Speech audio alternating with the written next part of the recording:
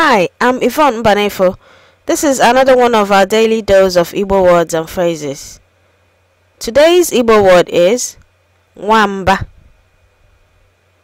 Nwamba means cat.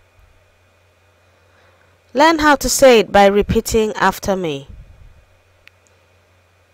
Nwamba. Nwamba. Nwamba. You won't know how to say it unless you practice. Now we're going to look at some sentences using Nwamba. Kala nwere nwamba.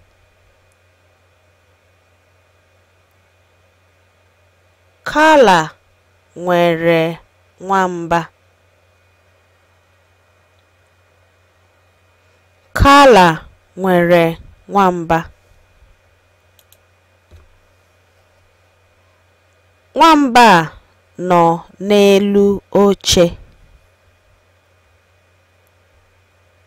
Nwamba nọ n'elu oche. Nwamba nọ n'elu oche. Nwamba dị oji.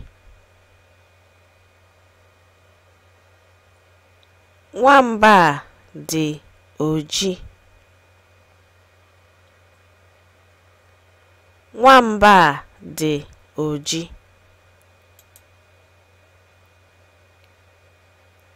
Nwamba dinara edina. Nwamba dinara edina. Nwamba dinara edina.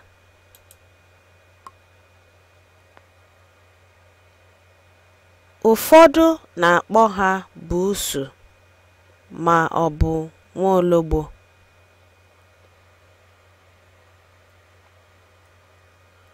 Ụfọdụ na-akpọ ha buusu ma ọ bụ nwaologbo.